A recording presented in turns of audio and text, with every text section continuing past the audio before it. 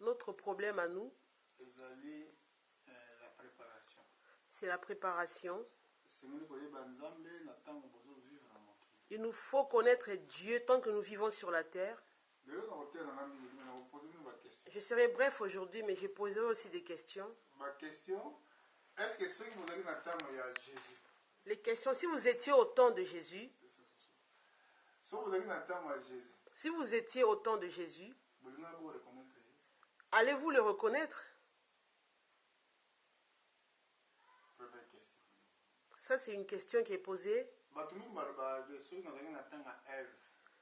Beaucoup de gens disent que si je vivais au temps d'Ève, je n'allais pas commettre le péché qu'ils avaient commis de manger le fruit. C'est vrai? Est-ce vrai?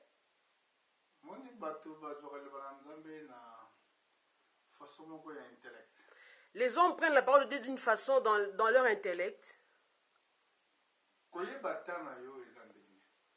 Ça veut dire quoi, connaître le temps dans lequel vous vivez?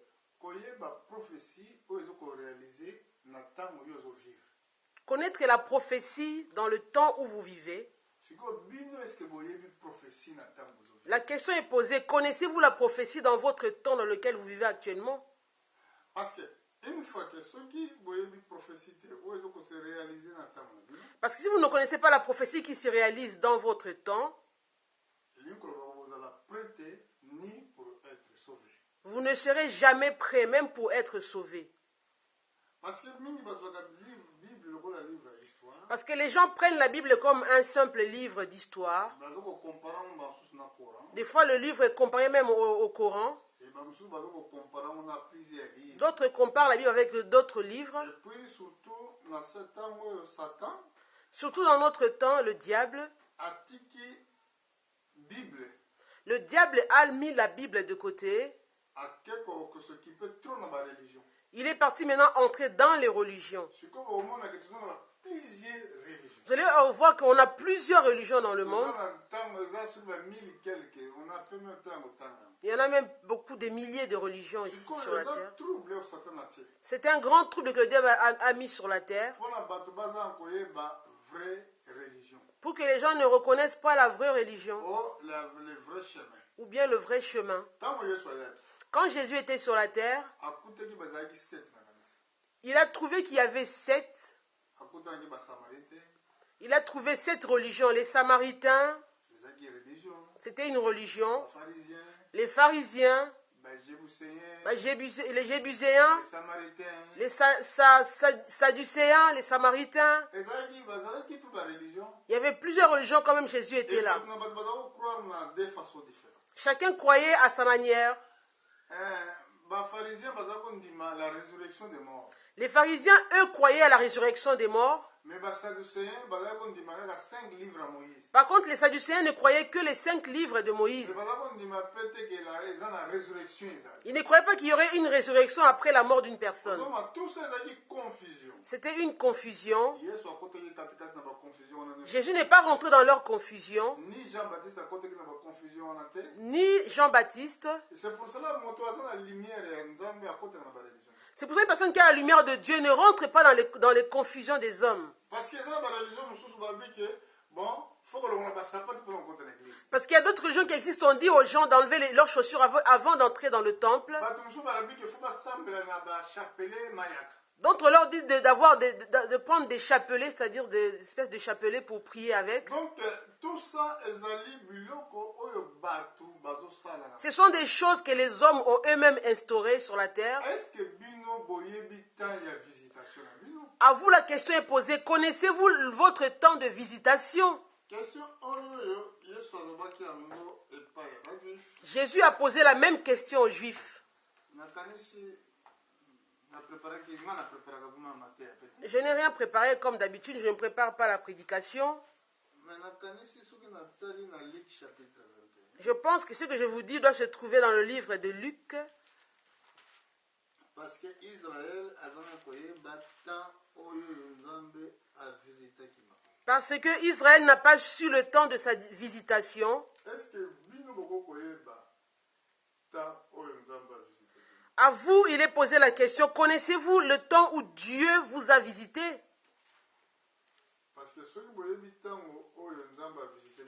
Parce que si vous ne connaissez pas le temps de votre visitation, alors vous êtes perdu. Là, vous êtes réellement perdu. Amen. Amen. C'est très important. C'est très important de dire cela. Je ne sais pas où cela est écrit. Je suis dans Luc 21.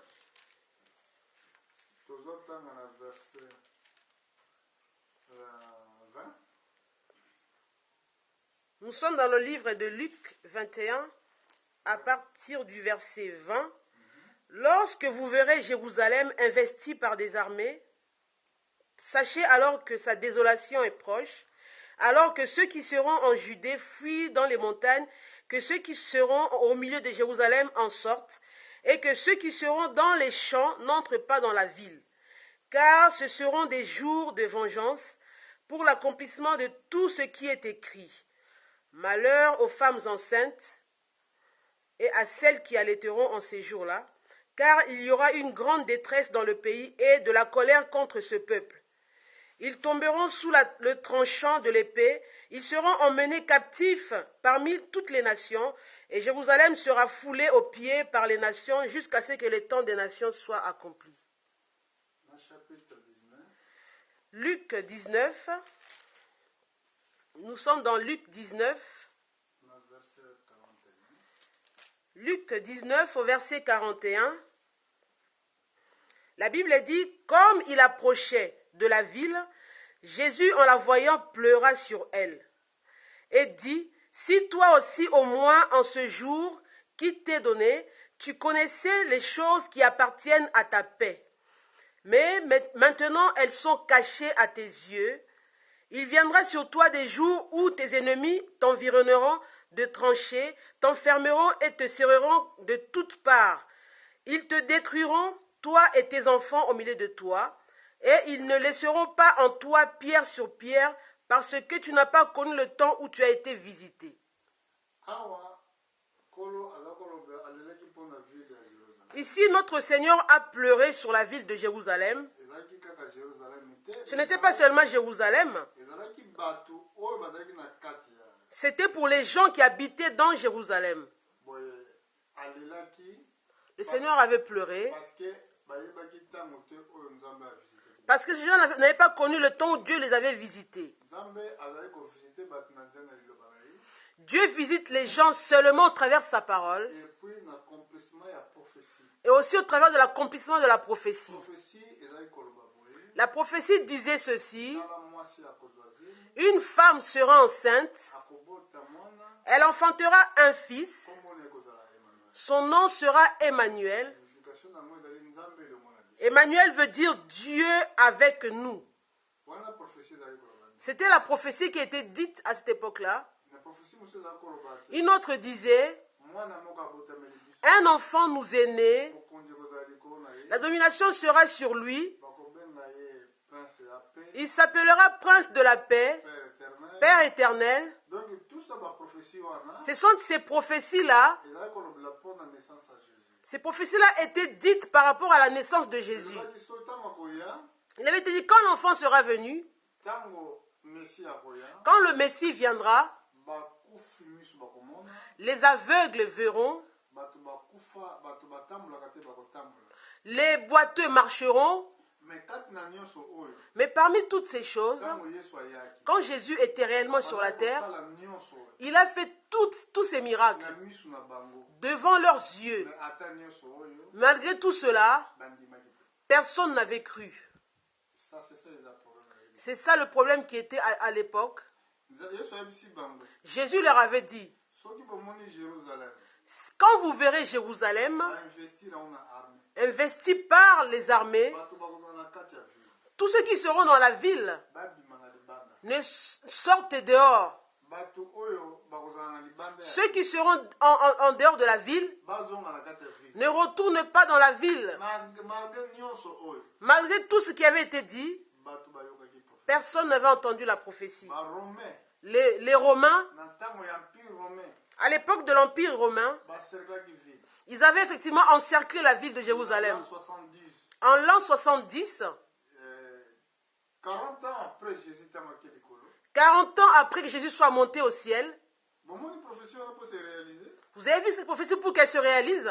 Yesu asalaki akendaki na âge ya 33 ans ntango amati likolo. Jésus est monté au ciel à l'âge de 33 ans. Entre-temps, Jérusalem ezalaki détruit 30 ans ou 37 ans après. Alors que Jérusalem fut détruite 37 ans après que Jésus soit monté. Donc la prophétie échouaka te. La prophétie n'échoue pas. Bible obi likolo na se ekolo. La Bible dit le ciel et la terre passeront, Mais liloba na ngai ekoleka te. mais ma parole ne passera jamais. Koelekaki na lobaki na bino mpona pape américain. Dernièrement, quand on a parlé, je vous ai parlé du pape américain. Bon, omoni ke là toza na pape américain. Nous avons effectivement un pape d'origine, un pape américain, Ke azoloba situation na ye eza mpona kotala problème ya bapauvre. quel est son discours? Il dit, il met un point capital pour voir le problème des pauvres. Discours na ye mosusu nalandaki. Son autre discours était Eza mpo atala problème ya Israël au Palestine. de voir le problème entre Israël et la Palestine. Mais voilà la prophétie. Voilà carrément la prophétie qui est là. Parce que hier, Lui, ce nouveau pape, aza na possibilité il a cette possibilité ya koramener paix na Israël. de ramener la paix en Israël. Parce que prophétie, Parce que la prophétie, moto elobi yango. qui a dit cela? Soki bolingi na kolakisa bino. Si vous voulez, je vous montrerai cela. Mais paix wana oyo ya koramener, La paix que le pape va ramener en Israël, eoza paix moko ya courte durée. ça sera une paix seulement, une paix à courte durée. Parce que sima ya paix wana, mokili se plonger na troisième guerre. Parce qu'après juste cette paix-là, le monde sera plongé dans la troisième guerre mondiale. Bino boza bana na Nzambe. Maintenant, vous qui êtes enfants de Dieu, Ko ele sengeli préparation na bino ezala bien. il faut que votre préparation soit tellement bien. Parce que oyo ezali liloba penza euti na likolo. Parce que je vous dis là, c'est une parole qui vient directement du ciel. Nazotela te na mpona ngata nazosakola sango malamu nazosakola mpona nombre ya bato te. Pour moi, quand je prêche l'évangile, je ne prêche pas par rapport au nombre des personnes qui se trouvent devant moi. Azalaki na église ya nombre ya bato ebele te. Jésus avait une église qui n'avait pas beaucoup de personnes. Puis bato mingi te bakokota na mokolo. Et puis encore, il n'y a pas beaucoup de gens qui vont rentrer au ciel. Bamingi bazobengama ya solo. Beaucoup sont appelés, certes, Me baponami baza moke. mais les élus sont très très peu. Soki yo oyebi ntango ya visitation. Si vous connaissez votre temps de visitation, nini nzambe avisite bino. quand est-ce que Dieu vous a réellement visité? Tolobelaka mbala mingi mpona nani mabele oyo bazokambola na Israël. On parle souvent de la terre qui est divisée, partagée en Israël. Bondimaka verse wana. Est-ce que vous croyez vraiment ce verset? oyo balobi ke Israël mabele oyo bazokambola wana. Là où il est dit que la terre qui est partagée actuellement, bomonaka yango na makomi. vous le voyez dans les Écritures. Mais peut-être bato baza prêt te koyebaka ntango eza susu te. Mais les hommes ne sont pas pris pour savoir que le temps n'est plus là. Regardez par exemple mpona likambo ya pape. Regardez maintenant concernant le pape. ngai nazoloba naza contre baeglise te. Je ne suis pas contre une église. ndenge nalobaki awa yesu ayaki koteya sango malamu. Comme je l'avais dit, Jésus était venu pour prêcher l'évangile. akutaki bareligio ebele. Il a trouvé beaucoup de religions sur la terre. Mais na ntango wana bible elobi Mais en ce temps, la Bible dit, ezalaki kaka na vrai envoyement. il y avait juste un vrai envoyé, il n'y en avait qu'un. na kosuka na ngai na esika nazokende. Je m'arrête là où je vais aller tout de suite. nakokotanga verse moko oyo nazolobaki ya vrai na envoyé. Je vais lire un verset où on parle du vrai envoyé. Puis nakoki kosuka na soki kolo ekozala mokano na ye Et je m'arrêterai là si c'est la volonté de Dieu. na makomi oyo ezoloba mpona ntina ya fils ya perdition. Dans ce verset qui parle du fils de la perdition. Parce que na envoyé oyo azalaki na ntango wana Parce que l'envoyé qui se trouvait au temps de Jésus, c'était Jean-Baptiste. c'était Jean-Baptiste.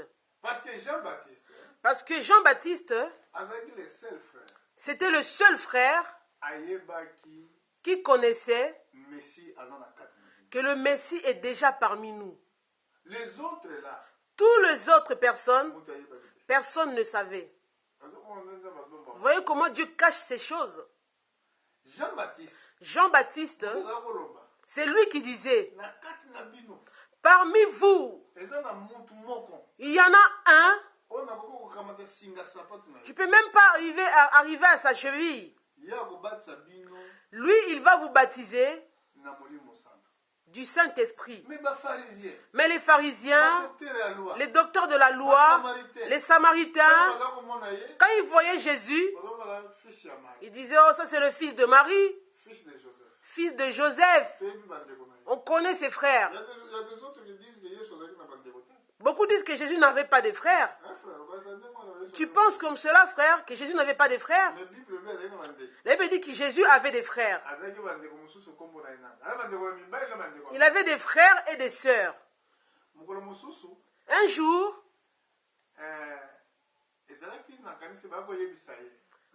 on est venu lui rapporter à Jésus. On lui a dit, mais on a vu ton père, ta mère et tes frères sont dehors. Jésus leur a posé la question, qui sont mes frères? Ce sont ceux qui écoutent la parole de Dieu. Un jour encore, ses frères lui ont dit, on lui a dit, quitte ici, va là-bas pour montrer tes œuvres là-bas dehors. Parce que celui qui veut faire connaître ses œuvres, il ne veut pas le faire en cachette. Il faut qu'il aille dehors pour que tout le monde puisse le voir. Vous voyez, dans la maison où il vivait, il avait déjà des problèmes dans sa maison. Ils ne croyaient même pas que dans leur maison, même que Jésus était avec eux. Ils disaient, mais sors dehors, va faire tes œuvres dehors. Amen. Amen. Même dans la maison où Jésus vivait, ils n'ont même pas su le temps de leur visitation. Pouvez-vous imaginer, Marie a emmené l'enfant le jour de la Pâque. Il a emmené Jésus qui avait maintenant 15 ou 14 ans, il l'a emmené dans la fête de la Pâque. Marie est partie, elle a complètement oublié que Jésus était avec eux. Elle l'a oublié. Ils sont revenus à la maison, Marie et Joseph et tout le monde. Alors que Jésus était resté là-bas oublié dans la fête. Quelques temps après, ils se sont dit, mais Jésus n'est pas avec nous. Ils sont partis vite le chercher, partis à sa poursuite.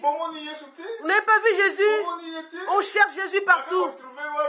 Où sont-ils partis trouver Jésus? Je ne sais pas si vous connaissez ces écritures. Ils ont trouvé Jésus où? Dans le temple. Marie lui a dit, moi et ton père, nous te cherchons depuis longtemps partout. Jésus, alors qu'il avait 14 ans, il les a corrigés tout de suite. Il a dit, je m'occupe des affaires de mon père. Il a rejeté d'être cité comme fils de Joseph et de Marie. Vous voyez que si vous suivez un peu comment Dieu travaille, mon frère, connaître Dieu, c'est une grâce. Hier, on avait un grand enseignement.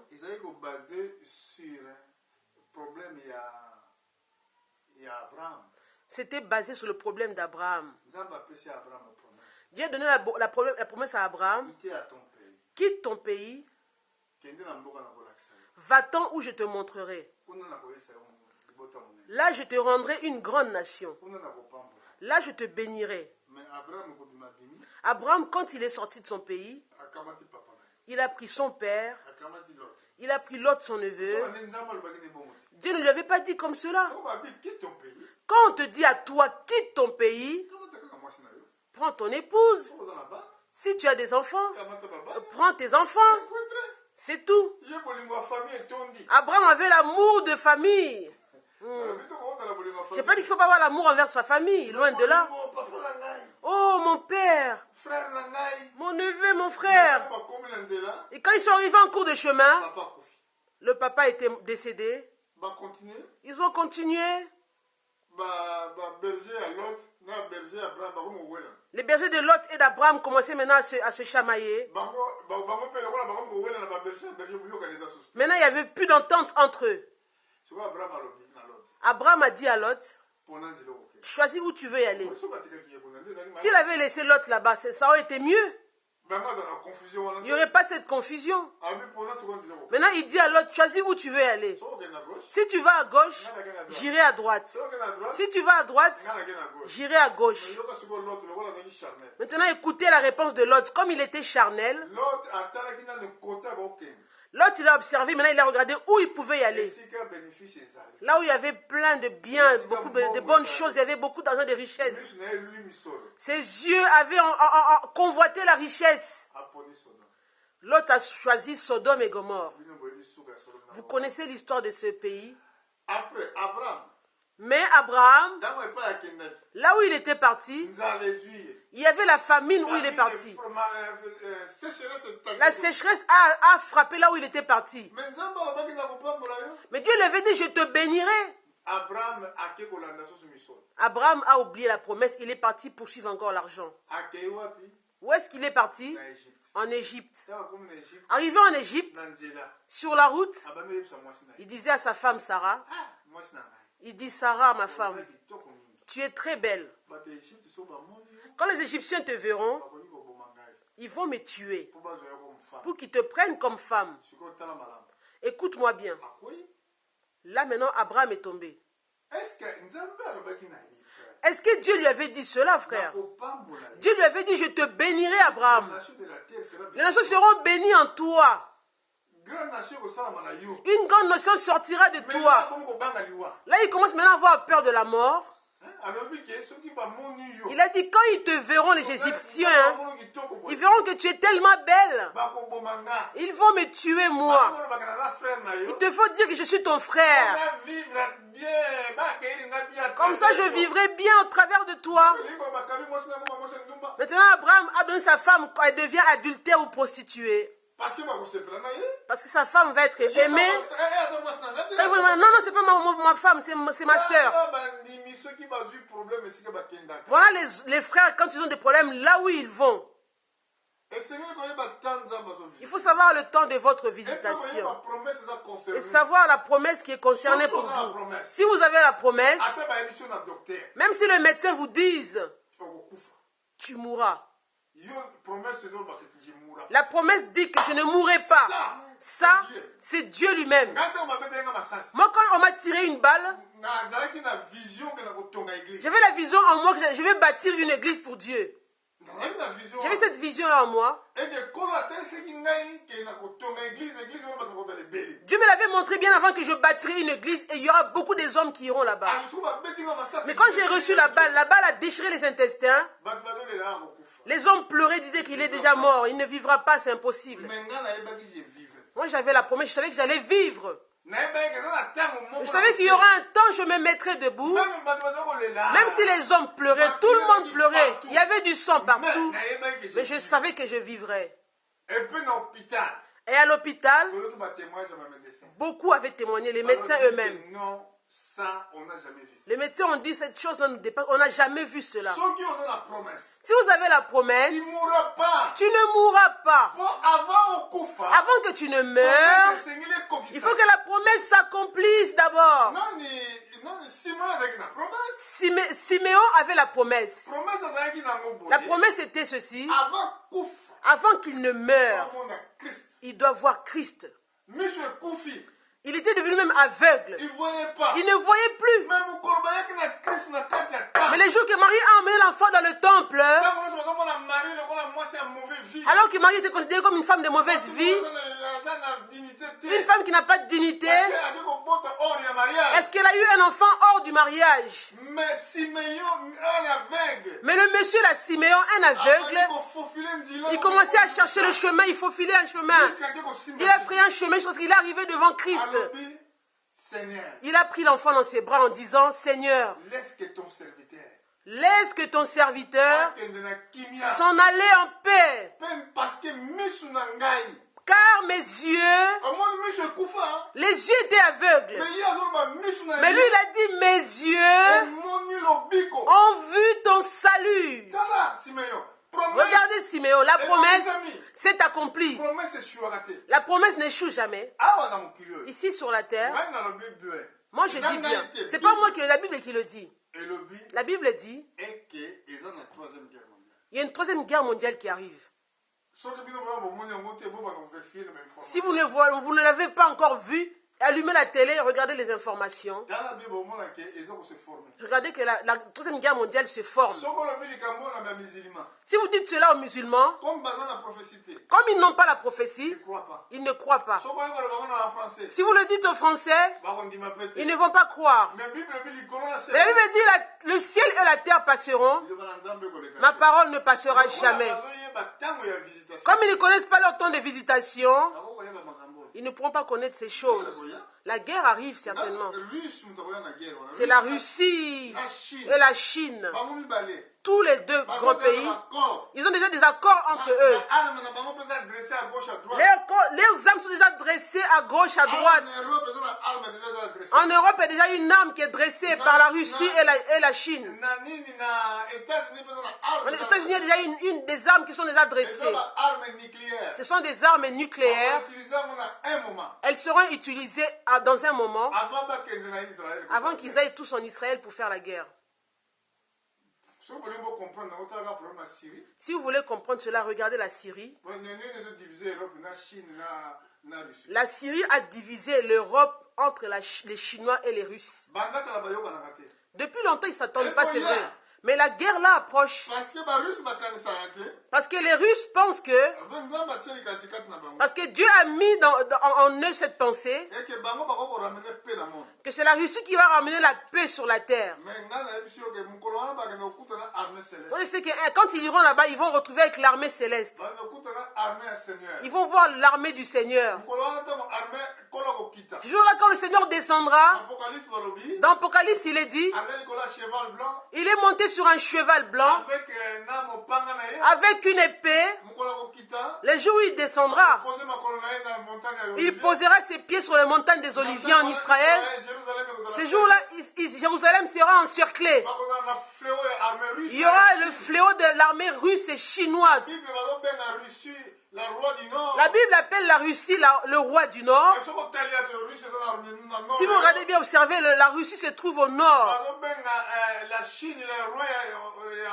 La Chine est appelée le roi de l'Orient. D'un côté, le roi du Midi dans la Bible. Il y a un temps qui arrive. Ces deux forces-là vont s'allier. Les pays islamiques, les pays d'Asie, ils vont s'allier avec eux. Parce qu'ils vont les Européens font de l'injustice. Les injustices sont partout.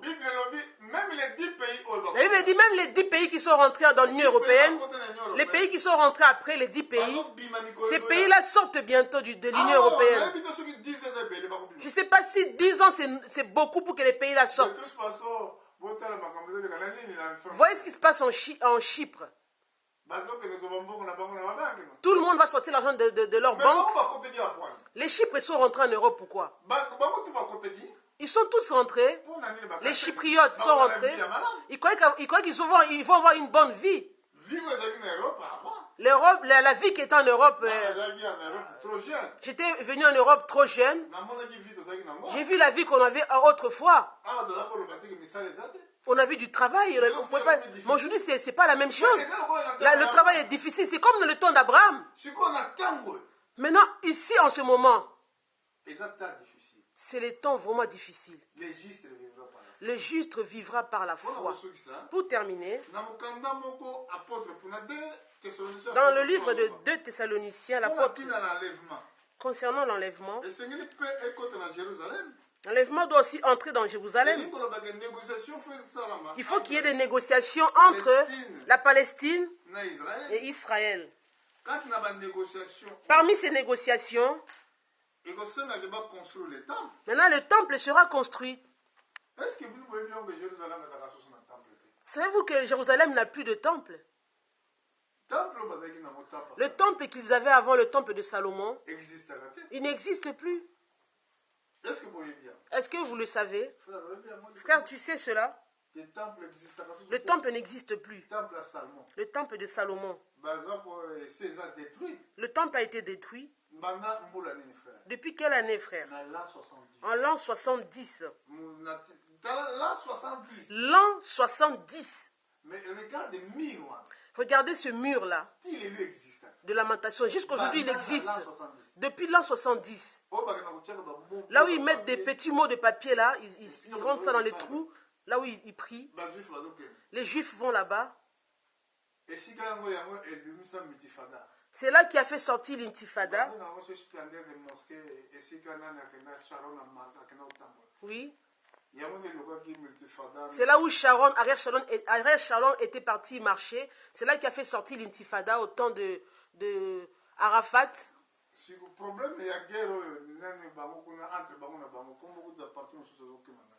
Le problème de la guerre entre eux maintenant, actuellement.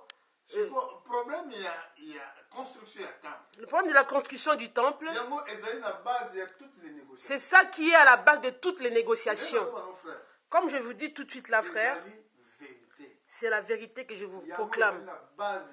C'est ça qui est à la base de toutes les négociations. La paix pour les Palestiniens et les Israéliens, c'est une petite chose. C'est basé sur la construction du temple. Alors que la construction du temple, regardez ce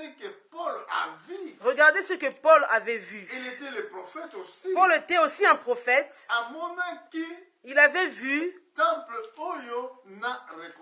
Il avait vu ce temple avec sa reconstruction. Nous allons nous arrêter là. Si je veux confirmer ce verset que je vais lire, je vous donnerai un autre verset pour compléter. Nous sommes dans 2 Thessaloniciens. La Bible dit ceci. Chapitre 3. Nous sommes dans 2 Thessaloniciens 3. Non, la chapitre 2, pardon. Pardon, 2 Thessaloniciens 2. Remarquez que c'est l'enlèvement. Ici, on parle de l'enlèvement. Il s'agit d'une rencontre entre Christ et nous. Avec l'église. Christ et l'église.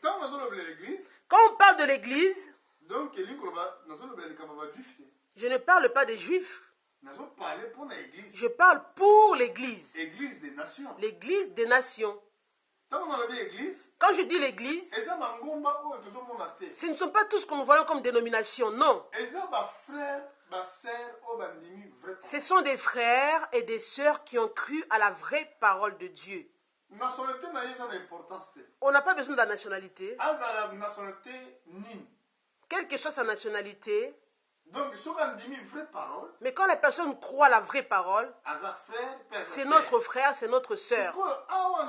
Ici, dans 2 Thessaloniciens 2, verset 1, pour ce qui concerne l'avènement de notre Seigneur Jésus-Christ et notre réunion avec lui, nous vous prions, frères, de ne pas vous laisser facilement ébranler dans votre bon sens et de ne pas vous laisser troubler soit par quelques inspirations, soit par quelques paroles ou par une lettre qui semblerait venir de nous, comme si le jour du Seigneur était déjà là.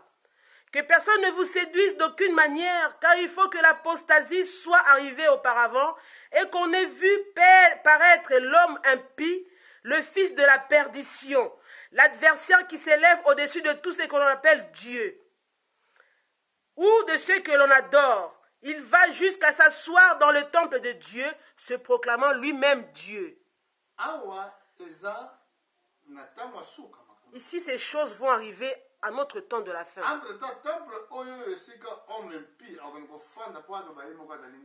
Alors que ce temple où ira s'asseoir l'homme impie pour se proclamer Dieu, ce temple n'a pas encore été bâti.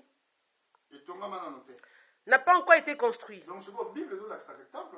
La Bible montre que le temple sera construit.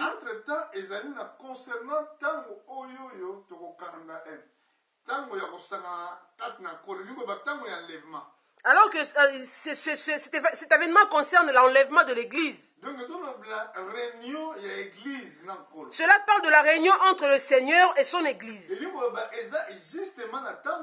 Cela veut dire que c'est dans le temps dans lequel nous vivons actuellement. Dans le verset 5, je me suis arrêté au verset, nous sommes arrêtés au verset 4. Au verset 5, ne vous souvenez-vous pas que je vous disais ces choses lorsque j'étais encore chez vous. Et maintenant vous savez ce qui les retient, afin qu'ils ne paraissent qu'en son temps. Car le mystère de l'iniquité agit déjà. Il faut seulement que celui qui le retient encore ait disparu. Et alors paraîtra l'impie, que le Seigneur Jésus détruira par le souffle de sa bouche, et qu'il écrasera par l'éclat de son avènement. Ici, ils nous ont montré les choses qui arrivent. D'autres écritures disent que quand les hommes diront paix et sûreté, alors une ruine soudaine viendra sur eux. Notre préparation doit être basée sur la prière, à l'écoute de la parole. Donner la priorité à l'écoute de la parole de Dieu. C'est ça qui peut emmener la sanctification. Comme je vous ai dit que si je vous donne ce verset, je dois donner un autre verset pour prouver ce que je viens de dire. Dans l'Ancien Testament, pour compléter le verset du Nouveau Testament, dans le livre d'Ézéchiel, là-bas, il est écrit ceci, que ce temple-là sera construit. Il y a beaucoup de versets, mais nous allons seulement lire ce verset-là, d'Ézéchiel. Ézéchiel 36.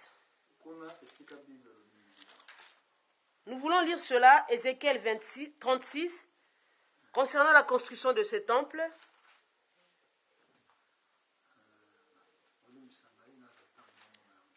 Excusez-moi, je suis en train de chercher.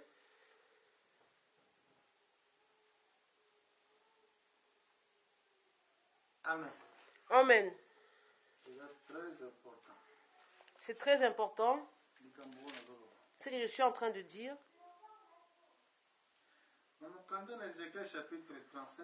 Dans le livre d'Ézéchiel, 37.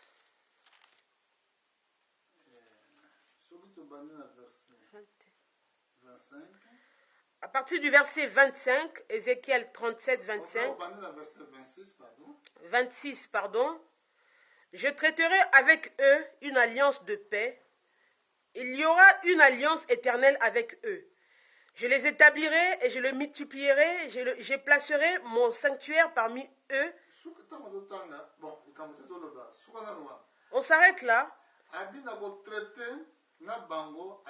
Au verset 26, je traiterai avec eux une alliance de paix. Il y a une alliance qui sera éternelle.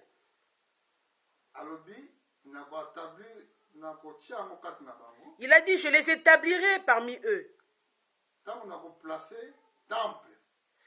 Et je placerai mon sanctuaire au milieu d'eux. Au milieu d'eux. Alors que le temple, que la Bible dit ici, il est détruit. Mais ici la Bible dit, le temple sera reconstruit. Au verset 27, ma demeure sera parmi eux, je serai leur Dieu et ils seront mon peuple. Et les nations sauront que je suis l'Éternel qui sanctifie Israël lorsque mon sanctuaire sera pour toujours au milieu d'eux. Les nations sauront que je suis l'Éternel qui sanctifie Israël. Lorsque mon temple sera pour toujours. Là, il n'est pas encore pour toujours. Là, il n'est pas encore construit. Qui fera ces choses pour que le temple soit construit? On a écouté le discours de du pape. Il a dit, ma priorité numéro 1, la négociation entre Palestine et Israël. C'est basé sur la construction du temple. Le pape dira à ces nations, à ces pays, laissez Israël bâtir son temple. Obama a été là-bas dernièrement, mais même s'il est parti, il ne pourra rien faire. Personne ne pourra faire quelque chose. Le seul qui pourra le faire, c'est le pape. Là, nous sommes rentrés dans la dernière semaine de Daniel. Donc, biso ba frère, biso ba bino ne somo landa, eza na mokili mo. Vous tous qui me suivez dans le monde entier, frères et sœurs, Nazo kotela pona mangomba te. je ne prêche pas pour une dénomination quelconque. Naza contre te. Je ne suis pas contre qui que ce soit. Nazo na posa bango ne so ba yeba nzambe. Je veux tellement que tout le monde connaisse le Seigneur. Regardez ce que la parole de Dieu nous a. Observez ce que la parole de Dieu nous a promis. Oyo kola le baki na biso. Ce que Dieu nous a dit. Ta eza mabe. Le temps est vraiment mauvais. Ta eza difficile. Le temps est très difficile. Awa to moni temple boton. On a vu ici que le temple sera construit. Ba nation. Les nations. Entre-temps, négociation et la construction du temple. Alors que pour négociation de construction du temple, Et telle nation. on regarde les nations. Si on parle de la nation, Quand on parle des nations, on dit communauté internationale. on parle de la communauté internationale. C'est eux qui font des négociations. Non, laissez les Palestiniens prendre la terre. Et vous, laissez les Israéliens bâtir leur temple. Dieu leur a dit qu'ils sauront, elles sauront, les nations, que moi, je sanctifie Israël. Parce que aujourd'hui, beaucoup croient que Dieu a abandonné Israël. Dieu n'est pas abandonné son peuple. La Bible dit qu'ils sont aveuglés actuellement. À cause de vous. À cause de nous. Non, à cause de nous. À cause de nous. Dieu les a aveuglés à cause de nous. Il nous a fait grâce. Mais là-bas, ils sont aveuglés. Mais au temps de la fin, il y aura 2 prophètes qui seront en Israël. Nous nous servons actuellement. Notre ministère arrive à la fin. Mais il y aura 2 prophètes qui iront en Israël pour prophétiser. Apocalypse 11, Romains 11, vous verrez ces choses. Que Dieu vous bénisse tous. Nous reviendrons un autre jour pour parler encore pour Christ. Amen. Amen.